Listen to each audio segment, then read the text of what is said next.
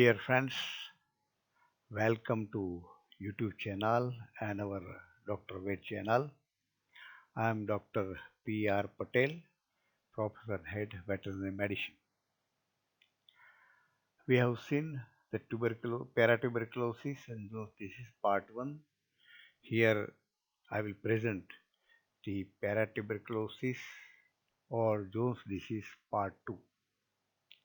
In this part, we will see clinical findings and necropsy findings. Here only important things are presented here, otherwise the video become unnecessary very long.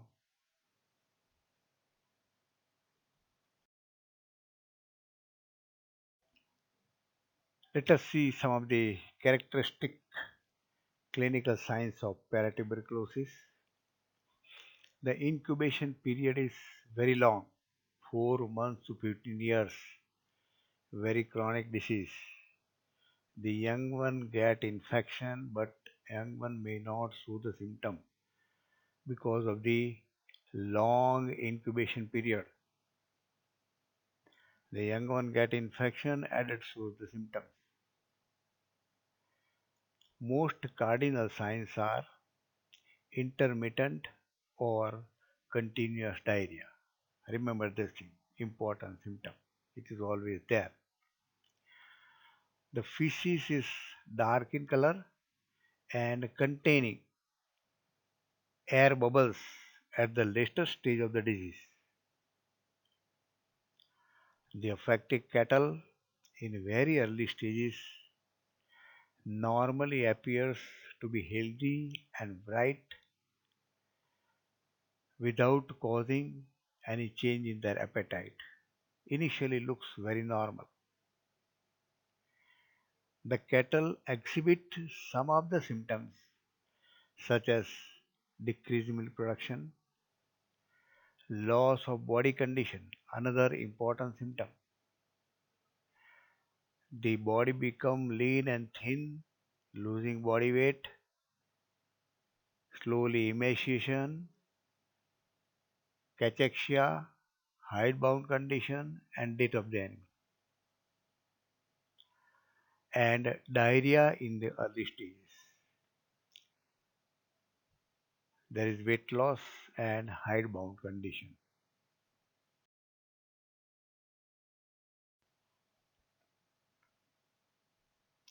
In advanced stages, there is shooting diarrhea.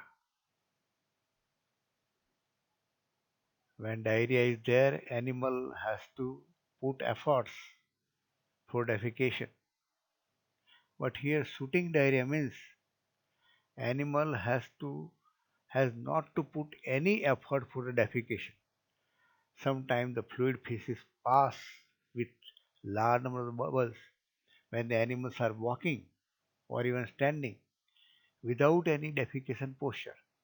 Automatically the feces, loose feces, fluid feces come out of the intestine. That is the shooting diarrhea and is the characteristic of the advanced stages. Cachexia is also a characteristic of the advanced cases. And definitely when chronic cases is there, there is hypoproteinemia. And once the animal enters into the advanced stage, death is a must and the death of the animal. The cows are infected at the young age following ingestion of contaminated milk, feed, and water. How they contaminated? They contaminated by feces. Feces is the only source of excretion of the organism because the organism affects the intestine. Organism is capable of living in animals for years without showing any clinical signs. So these animals are potentially dangerous. They may shed the infection, they may not shed the infection, but they are the potential source of infection to the other normal animals. In small ruminants, The symptoms are very much similar to the cattle, but in small ruminants, sheep and goat, the diarrhea is less frequent than the cow.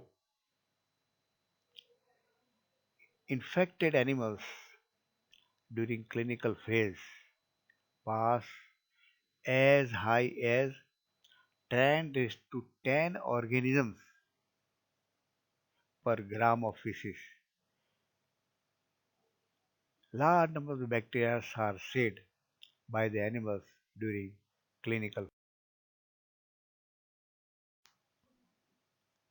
Depending on extensive nature of the infection, the disease has been grouped into four different stages in small ruminants. And this also applicable even to the large ruminants also.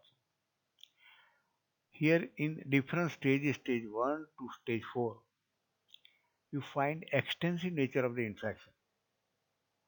Infection is not fixed, clinical signs are not fixed, but very extensive. The stage 1 shows silent infection, no symptom, no clinical finding.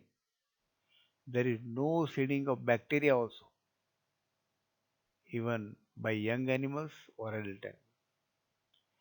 So these animals are initially not potentially dangerous, but when they become clinical, they become dangerous. Stage 2, there is subclinical infection. Adult carriers may not show the symptom, that is without clinical signs, but they excrete the organism.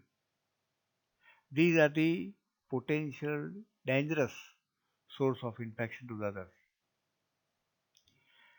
Stage 3, characteristic clinical signs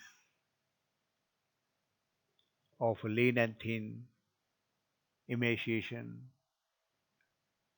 cachexia, hidebound condition, shooting diarrhea. Here, these animals are potentially excrete the organism. Now, stage 4, advanced clinical disease,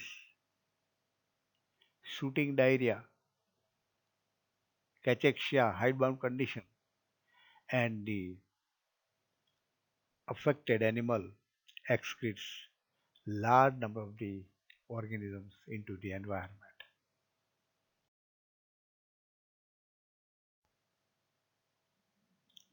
Necropsy finding of Jones disease. The microscopic lesions are found in the intestine only and the adjacent lymph node, especially large intestine, cecum and colon. The microscopic lesions of Jones disease is predominantly divided into two: lepromatous and tuberculoid. The lepromatous lesions are nearly flat in form of some plaques and devoid of circulation like that flat. But tuberculoid lesions are granulomatous. They show proliferation, little bit thickening of the wall, granuloma formation. The animal found with great emaciation. The characteristic lesions are found on the wall of cecum and colon. The wall become red and thick edematous. Again, characteristic is diffuse thickening along with transverse and longitudinal corrugation of intestinal wall. This is the characteristic diagnostic point for the disease. The surface of the folds are red and the adjacent lymph node of the cecum and colon are swollen and edematous.